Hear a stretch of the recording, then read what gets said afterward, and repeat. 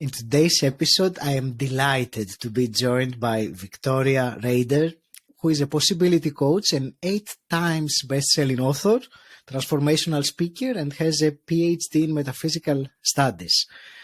Victoria, welcome to the show, and this is the 3rd time that we meet in a podcast. I'm so happy. I'm overjoyed to speak with you today.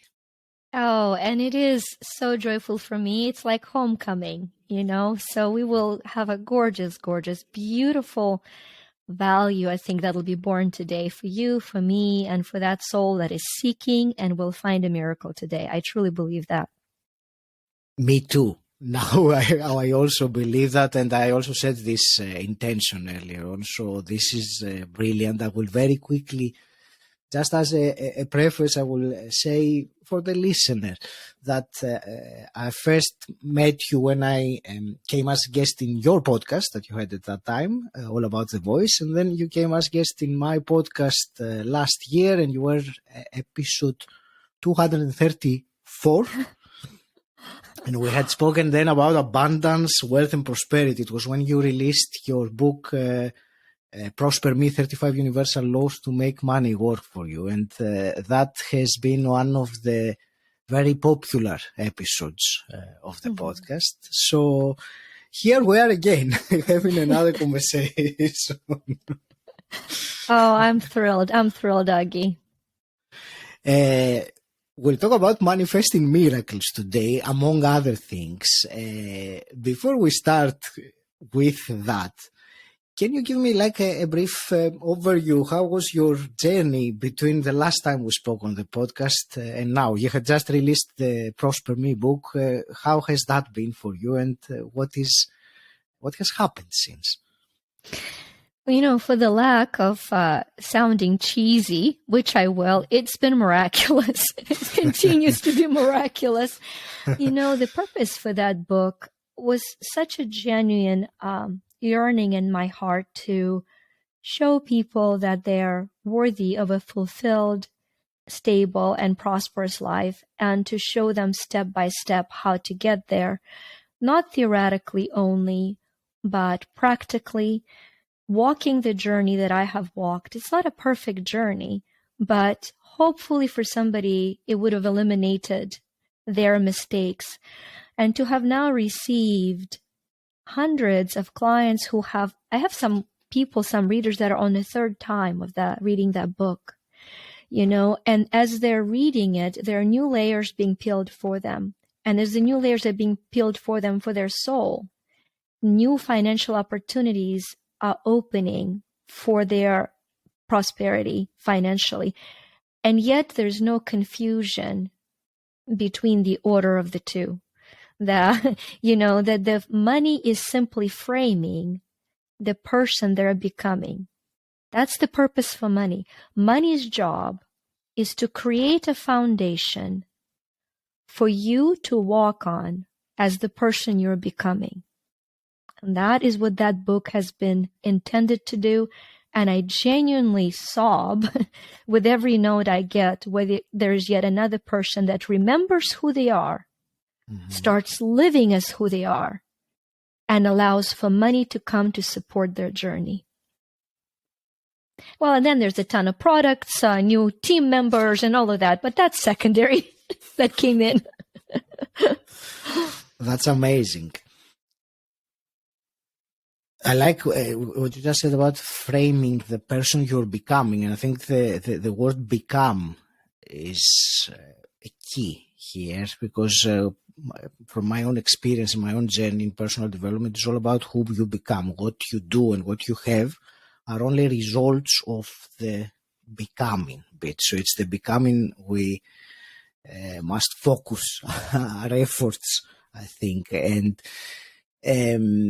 I will give, let's say, a connection to today's conversation. I was reading and actually before I do that, I will only add a quick comment about your book. You said that many people are on the 3rd read. I have also read it 3 times, not in its entirety. The first time it was in its entirety, but when I read, I highlight.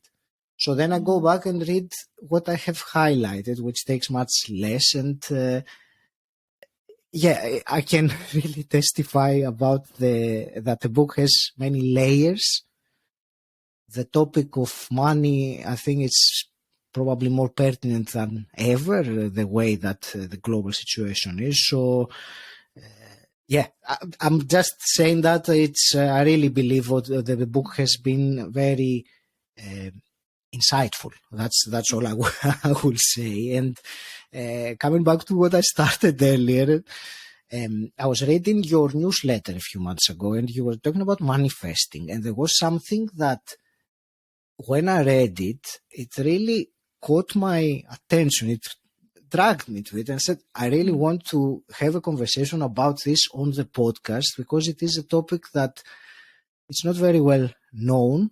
And and that topic was, it was about manifesting, and that's what I will ask you in a moment. And you were saying that many, shall we say, manifesting schools begin with imagination. Say, imagine what you want as if you already have it, and feel the feeling, which is very difficult. But anyway, imagining is one thing. Having the feeling is an extra layer. But let's say, even if we manage to do that, it doesn't seem to be working very well. So, and you were saying that it is how we perceive ourselves that the bottom line of what will manifest. So that was really my trigger for this conversation. So let's talk about manifesting, and let's talk about, let's start actually with what I just said about imagination and how that is not enough to manifest. You know, this is such a deep question, Agi, that I will give one aspect and we'll develop it through the conversation. Of course. You know, different people define manifestation differently.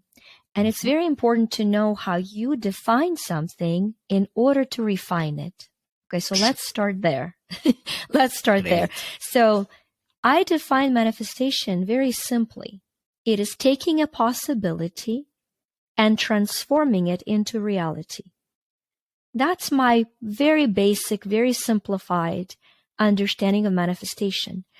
Now, what it means is that you and I and every person who is a part of our conversation is already a master manifester. We come as master manifestors. We are not learning to manifest in this journey. We're learning to be aware of what we're manifesting, aligned with what we would rather manifest, act with that alignment so that we can enjoy the process of manifestation. What do I mean by that? Possibilities are infinite. Possibilities for greatness are infinite. And we all know, in the darkness of our own soul, possibilities for imagining something horrible are also infinite. We've all gone down that path. We've all mastered manifesting. I hope it won't happen. I hope it won't happen. I hope, oh my gosh, I knew it would happen. What am I going to do? Right? So we manifest either the deepest of our fears or the greatest of our aspirations. Whatever we're most aligned with the energy of who we are. We manifest through the dominant vibration. The dominant vibration of who we are tunes us to the possibilities within that realm. So our first opportunity in life is to gently and with self-acceptance to say, how do I feel most of the time? That is what I'm manifesting in my life. So I'm just going to observe my day without prejudgment so I can actually love myself to learn enough about who I am right now. And you just spend one day giving yourself a luxury that you deserve, watching what you experience and understanding, perceiving yourself first without judgment, without jumping to healing, without actions to do. You're giving yourself a luxury of time that the world is screaming at you, saying there is no time for you. So you're going to stop the world and you're going to say, I have time to pay attention to me. Like, feel the power of that phrase. I have time to pay attention to me. That's where you begin the process of aware manifesting, right? Mm-hmm. So you said and about the dominant vibration of who we are, and then you said, how do I feel most of the time? Would you say that they are equal? Yes. That is the dominant frequency is how we feel most of the time. Yes, that's simple. That's simple.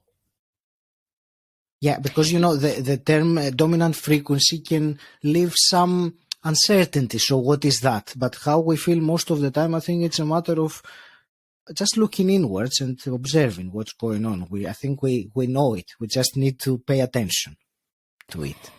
It's fascinating that you asked that question. As you have pointed out in our pre-conversation that, you've seen the article by Bob Proctor on Six Mental Faculties. Yeah. And I had a luxury to have Bob Proctor as my personal coach. And so the concept of Six Mental Faculties, I've learned from Bob and then developed into a system. And there was one thing that Bob and I were not aligned in. Bob's idea of manifesting was you have to be at that feeling, at that frequency, at all expense and nothing else. And I pondered on it for years, not for months, for years, saying that's not how it's been in my life. All it takes, and I taught statistics, is 51%. If you're 51% hopeful and joyful and serving and giving, you are a person at that dominant frequency. And then 49%, you get to experience powerful human emotion without self-judgment and saying, oh my gosh, I just had a bad thought, so now I will never have a home of my dreams. Great. You are a failure. So that would be my one thing of why I say the dominant frequency, because it'll give you a permission to realize, okay, either you'll say, I thought I was much more optimistic than I am, so maybe I just need a little bit of hope. Or you'll say, I'm actually doing well. So what do I do now with knowing that I'm doing well? And then there are next steps. Right. So the first step then is to start feeling good most of the time, which is as little as 51%. It is literally, it's most. Yes. It's most of it. So what is the next step though? Because that's on its own is not enough. Yeah. There are people who are very happy generally and they know it, but they have not manifested what they want. They don't know what they want. That's the next step. We will never manifest what we think we want, what somebody else told us we want, what we guilt trip ourselves to want, what the culture insists we want, what our great-grandmother through our genetics says we must want. We will not manifest it. And if we do, we will lose it to learn that we were not meant to have it. So there are 4 questions that you want to discover to get to the sacred self of who you are, to know what it is that you actually want. The first question, what is it that I want? You sit down, you write all the answers, you allow for all the answers to come through, for all of them. Big, little, just do 3 to 5 minutes. What is it that I want? Allow for everything to come through. It's very important. Don't skip it. It's the outer layer of consciousness. What is it that I want? Then you're going to write down question number 2. What is it that I want the most? And now you're bringing into focus what it is that you want the most. You're going to write that down. Okay, great. Now the third question is where the rubber meets the road. You're going to say, what outcomes do I want? We don't manifest things. We manifest outcomes that create things. What outcomes do I want? Because you see, when you say I want to have a new car, it's not the car that you want. It's either recognition or comfort. What is the outcome you want? Nobody is judging you. What is it that you want as an outcome?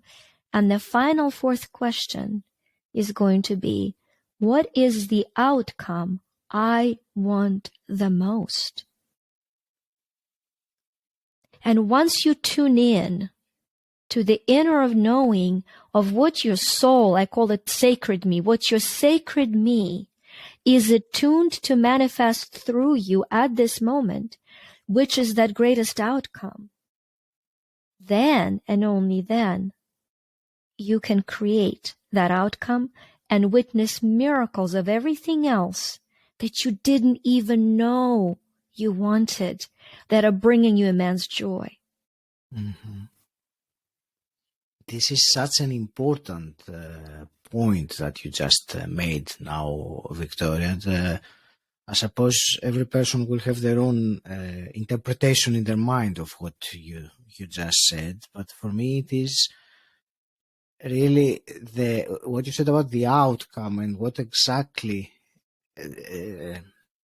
do I want, the exact outcome that I want. It goes beyond, imposed ideas or fantasies or things like, that since I'm manifesting, let me put that into the mix as well, like an exotic island or whatever it is that, many people have in common. Can we go back now? Because we're talking about imagination. Yes. Where does imagination connect with what we have discussed so far? Is it the next step, or is it even further down the line of this? Love it. I love it. So what we've described are the practical steps for bringing into awareness the first mental faculty. So what is that? For years I've taught on mindset, and usually it is growth mindset, blah, blah, blah, blah. And so finally I said, okay, girls, sit down. What is mindset? I mean, it's good that you're teaching on it. What is mindset? And it became very clear to me that mindset is not something that is set. Yes, it is growing, but it is a set of something. Mindset, set of something. And that's when the bridge was created to, I remembered Bob Proctor teaching me on Six Mental Faculties. And that spark came on immediately, and I said, oh, wait a minute. Mindset is a set of 6 mental faculties. Those 6 mental faculties, if they're harmonized, will create a sacred life of miracles. If they're in agony, competition, or lack of cooperation, they create the life of scarcity. Mm-hmm. It's still a mindset for manifesting. But if they're aligned and they're working to support each other, we have miracles. If they're misaligned, we have misery. So we create everything through either a part of us that is scared, the scared me, or the part of us that is sacred, right? The sacred me, little ambiguity. I'm so very big on that little matter energy thing. Okay. Yeah. So let's look at that from that perspective. First of all, what are the 6? We talked about perception and we talked about imagination. So those are the first 2. I'll name them and then I'll go back to the depths of your question. Perception, imagination, intuition, reason, memory, and will are the 6 mental faculties. So one of those, you were like, what is that for somebody? Or one of them triggered you. That's the one we want to heal. The one that you're like, you don't need that. 5 is plenty. That's how you know. I don't need that one. Okay, that's how you know. So in this picture, what we've started describing in depth was the perception. You perceive what you want. You perceive how you see reality. You want to shift to perceiving the life for the miracle that it already is. Why? Because perception is allowing things in, and it creates receptors for allowing things in, so that imagination can send out. You cannot out-imagine perception. You can only feel and imagine what you already perceive. It is the biology of your energy, of your mind, of your brain, of the chemicals. So we first perceive to receive so that we can imagine to send it out. So we've all heard dream big dreams. you can think big dreams, but to feel them, those dreams have to support your self-image. The word imagination comes from your self-image. Your self-image is the expression of your connection to your infinite self-worth. It's a tender, gorgeous realization. As you understand who you infinitely are, and by the way, perception of what's the most important outcome was guiding you to get to know who that sacred self is. As you get to truly lean into who you are, then you step into that being, and then you can imagine from a place of your own worthiness, you can imagine a life that is worthy of you. The word worthiness came in twice. It's been coming in, and so it's very important that I point that out right now. There's so many of us globally that secretly are afraid we're unworthy of a beautiful life. We've been programmed that our mistakes, misdeeds, our low energy has made us unworthy. And we might not say it out loud, but deep inside of us, there is the wound of unworthiness, I call it. So the self-worth frees your imagination by a very simple adjustment. Instead of thinking of mistakes you've made and will still yet make, because we're human, as something that makes you unworthy, I want to invite all of us to be reminded that they're unworthy of us. So as you think of something that is below your infinite worth, you say, what a reminder of who I am as a divine being, as a sacred me. This was unworthy of me.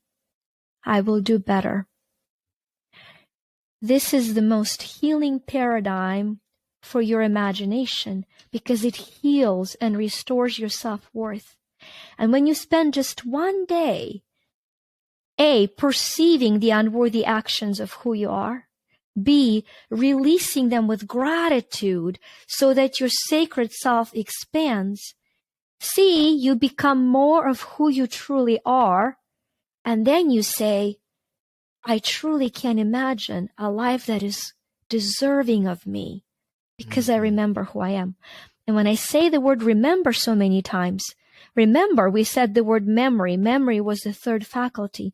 The purpose for memory is very one-fold, to help us remember who we already are and who we are to become. Because the word remember is to become a member again. Remember. We become a member of the divine oneness. That's all we are. Thank you for this beautiful and also multifaceted answer, which I'm now thinking of what's the best handle to pick it up from. You said so many things. Perception, I really understand why it's the first one that we start with discussing. It is so important. It is, if I would use my own two words of, it is our point of view, or the stories that we make in our head about what anything means, including ourselves. And what you said about that reframing this mistake or this unworthy deed that, like it was unworthy of me, it's I think a beautiful and actionable practice that one can really do it and think about past mistakes and reframe them in such a way. So thank you very much for sharing that.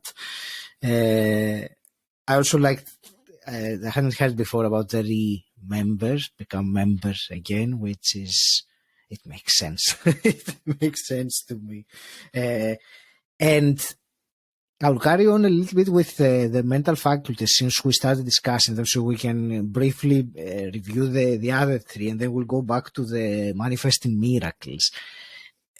You were saying about the mental faculties that it is something that, unfortunately, if you were to ask someone, do you know, someone educated, I don't mean a random person, someone that really knows and is into personal development or spirituality and improvement generally and contribution, what are the six mental faculties, which is, what distinguishes us from our brain from the other brains of the other species in the planet. I don't think they could name the six mental faculties, even if their life depended on it. Right, and we kind of said, and it does. And it does. So now it's a beautiful topic, and I'm very happy to explore this today, at least briefly, and understand these very specific elements of our mind and how it operates. So the more we understand it, I think the more we can use it rather than be its servant and let us allow it to rule over us. Do you want to, so we mentioned the perception, the imagination, the memory. Do you want to go through the other three briefly? Just for, absolutely. The sake of completeness of this topic. Absolutely. The way I want to cover them very briefly indeed is to follow in the order, because it's a cyclical order of how they operate, but also in the parallel order. I'm going to offer cyclical to people that are flow people and parallel to those that are structure people. So we will make everybody happy. Everybody will belong today. Everybody will belong in this. So if I'm going one way and you're like, it makes no sense, take a chill pill. We're going to go the other way, which will be like, oh, that's what it is. Why couldn't she say it right away? Why couldn't she? So I'm just saying, we're going to look at two aspects. Okay. So in the first one, we're looking at perception as a way to receive information about the world and upgrade ourselves to receiving higher information through gratitude, through starting to see the world as a miraculous, so that we can imagine it as miraculous. Think of it as going in and going out, right? And think of it as a tuning fork. If you can imagine a tuning fork, one side is perception, one side is imagination. What is it tuning? It's in tune. It tunes your intuition. The intuition is attuned to the balance between perception and imagination. If you are perceiving the world as scary, you're imagining the worst possible outcome, you in tuned through the instinct of survival. You are in fear. Your intuition has been defaulted to the biological instinct. It is trapped. It is trapped. You want to free your intuition. You free your intuition through adjusting perception and imagination. So then you're in tune with the guidance, in tune with the guidance. As you are in tune through intuition, you start receiving the guidance first by asking the very beautiful questions, because the universe must answer. And then by simply receiving those answers as you're guided through them. The three questions I've shared with Agi, and I share with everybody real quick. What's my theme for the year? What's my theme for the month? What is the one decision I am to make? What is one action I am to take to support my theme for the month in the best and highest, most aligned way? That's a miracle question. I promise you, if you do nothing else, you take this one, it's a miracle question. It intunes you with creating the best reality. So that's intuition. It's what you're into, and you want to be into divine guidance, universal guidance, God's voice, Spirit's voice, knowing your language, same concept. You want to be guided. Now, being guided brings us to will. Seneca said, willing, destiny guides them. Unwilling, destiny drags them. Okay, your divine path, what you've come to do as a soul, you'll either walk with joy or you will be dragged on through bumps. But it's going to happen. You don't have to worry about missing your destiny, okay? So the will, the concept of will is very powerful, because it's a reminder of your, as I see it, all of these, there's no book on them yet. There'll be a program, maybe a book, but the will is the concept of free will. You have free agency to align yourself with divine will, with the best and highest willingness through you, or to push it away and say my way, and say my way. So that's all the will is. As you continually align yourself with divine guidance, with the universal God's will for you and through you, you are willing into existence the next step. and the next step and the next step. And so we've covered 5 yes, no, I think intuition, perception, memory briefly, imagination, will a little bit. So let's look at the 6th one. The 6th one is reason. Now, reason is my sister challenger. If I had one that was not striking against me, but overreacting for me, it was my reason. My reason reasoned against intuition. I would get a feeling about a person, about an event, but my overly educated brain, addicted to achievements in its not so distant path, would give me a schematics of why it couldn't possibly be a good, why it had to go. So the intuition would say, don't go. And the reason would come in and say, well, here is a doctor on why you should do it. I've lost tens of thousands of dollars, 70,000 on one deal, ignoring my intuition and listening to my reason. So alignment of reason becomes twofolded. Be the cause of your life. Don't live because of it. And 2, have your reason support your intuition. And you're like, I don't know, have an intuition. Yep, back to perception, back to square one. Perception, imagination, intuition, memory, will, reason, they're all flowing together. That's the flowy system. And in 1 minute for the structured brain, it's really, really cool. It's really, really cool. Think of it this way.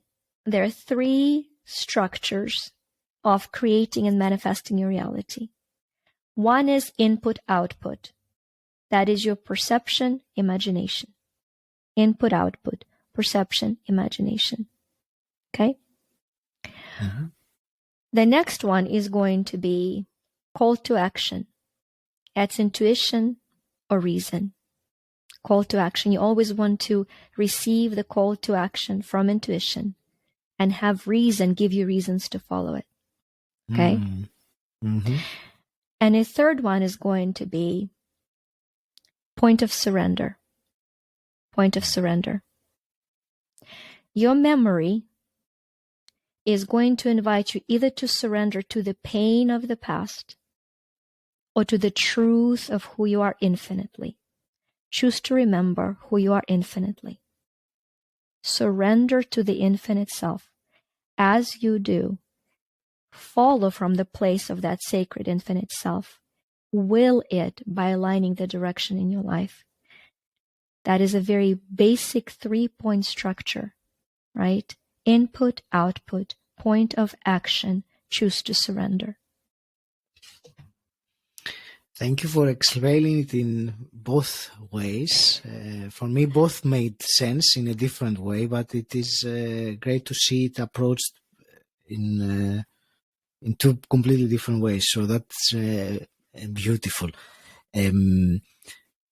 I would like to go back, now that we have discussed about this, go back to what we started talking earlier about before digressing into the mental faculties. And it was about the actual manifesting. And we said, I think in the very beginning of the conversation, that we would talk about manifesting miracles.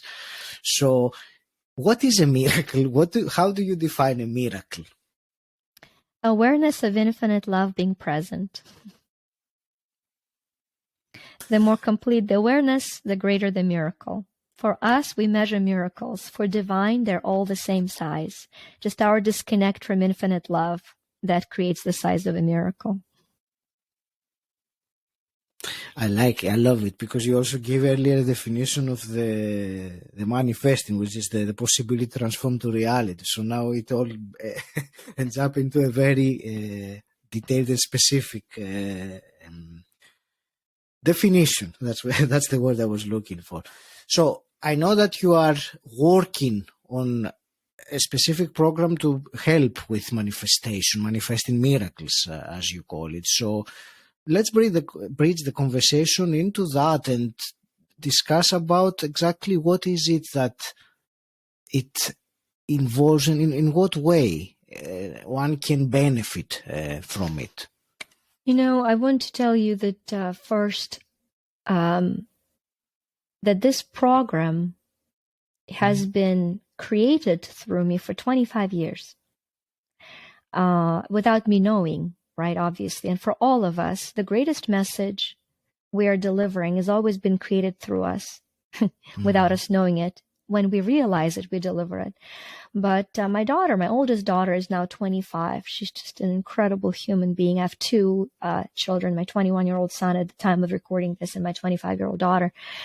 And so when she was born 25 years ago, I was in a very interesting point of my life where I didn't feel anything was a miracle. This was pre my awareness of postpartum depression as such. We were struggling financially. I was struggling emotionally. I felt I've lost my purpose. I had this gorgeous little baby that I felt I was unequipped completely to provide for. 10 days prior to her being born, we moved into a new place and we had no money for anything. I didn't have curtains, Aggie. I had no curtains on my windows. I was laying in bed 3 days after I brought her home, feeling completely useless. You talk about lack of worthiness and how it's the most important place to start manifesting. I was like, what could I possibly offer this little life? Nothing that I can see financially, nothing that I can see emotionally, nothing. I can offer her nothing. And at that point, I had a very spiritual feeling. Now, for me, Christ is very important for me. Not only Christ consciousness, but the mission, the role, the love, the infinite understanding of that is. And what came to my mind immediately was how he actually came into this world, being born in a cave, right, with nothing. And the feeling came that if that was enough for him, what you have is more than enough for you. And I laid there, and the phrase came in that became my first, now I understand, affirmation. What I have and who I am is more than enough to start. I remember laying there and saying, wait a minute, I'm crying about what I can provide for her life. I've co-created her life. And that was my first aware shift into a miracle of life, that nothing is greater than what I've already done. Nothing I will have ever accomplished in my life will compare to the moment of co-creation of life, of a sacred energy entering the physical matter. To remember that moment, I started a book of miracles. I wrote down, I understand a miracle of life. I understand a miracle of life.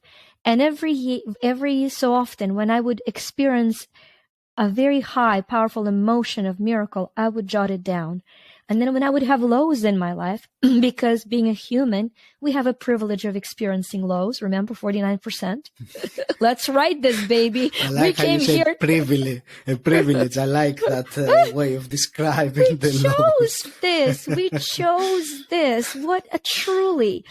Just realize the grief, the pain, the suffering creates the crevice in your heart that the joy can fill. It's gorgeous. It is. So during those carving moments, I would read my journal for miracles. So far, so just this year, we did, I know people can't see it, but I'm showing it to you.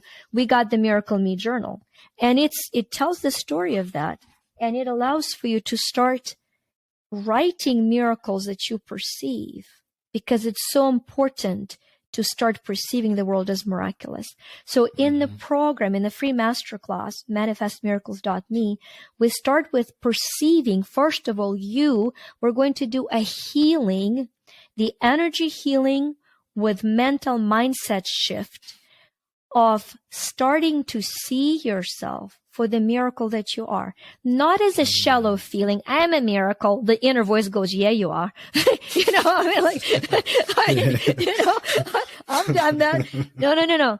We're going to do the actual exercise, practical, quote unquote, healing of remembering that we are a miracle.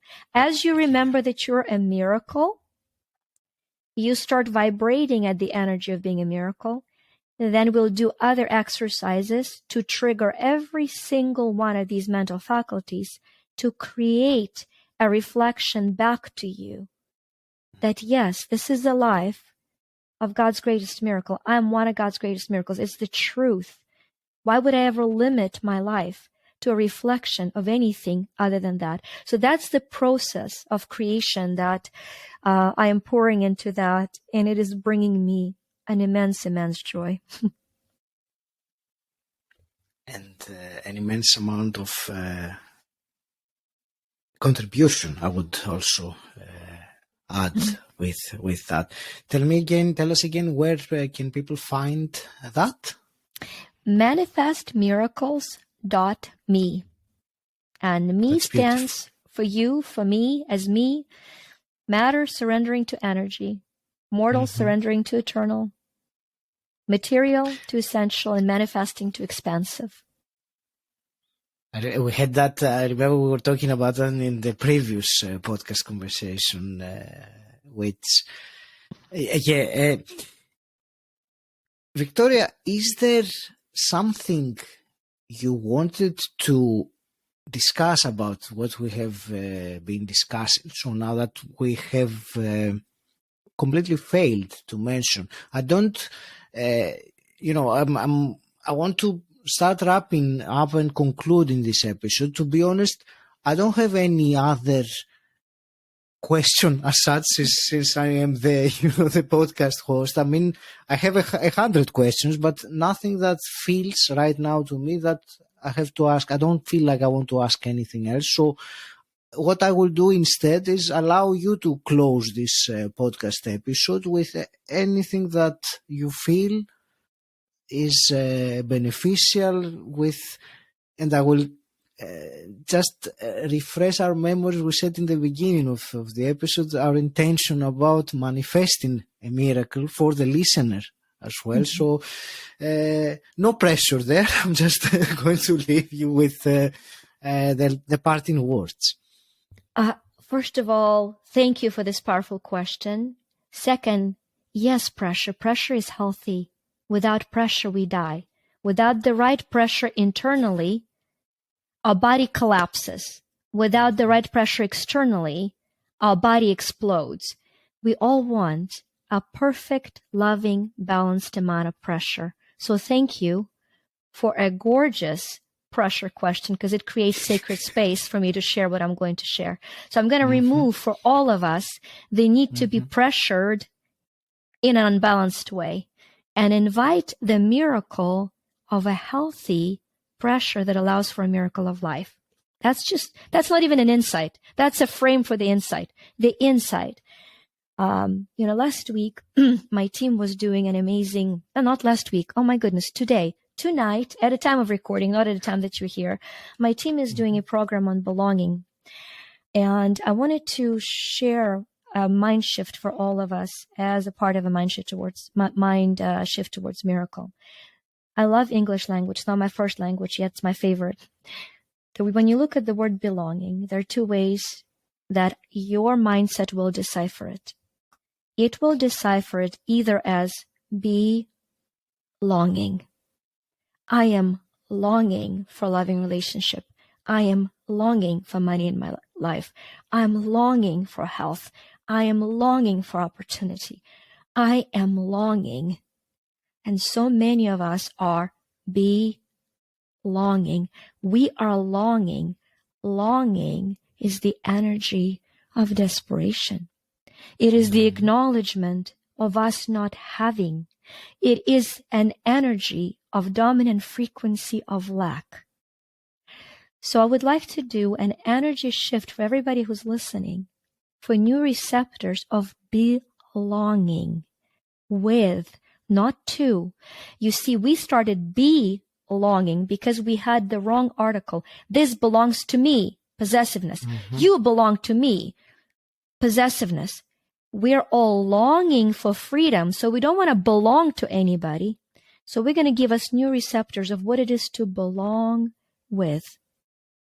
That you know what it is to belong with peace, to belong with love, to belong with abundance, that you know what it is to belong with miracles around you, because you remember you're a miracle that you are. If you want to feel the shift with that, close your eyes. Please allow for me to witness a shift of belonging. You know what it feels like to have the highest creator's definition of belonging, and you already do. You belong here now as the miracle that you are. You belong with the miracles in your life. Your perception is open to perceive, receive, and gratefully appreciate the miracle that is there for you today as the beginning of perception of miracles that will be coming into your life. If you would like all of that, think or say yes. Gorgeous. And I invite you to let Agi know the miracle you experienced. Let's just clutter his mailbox with thousands, hundreds of thousands of miracles. He's going to do a miracle book after all. There you go. That's what came through. Thank you very much from my heart for this conversation, Victoria. And your parting words, thank you. I'm looking forward to that. Thank you. Thank you. Thank you. Thank you. Much love.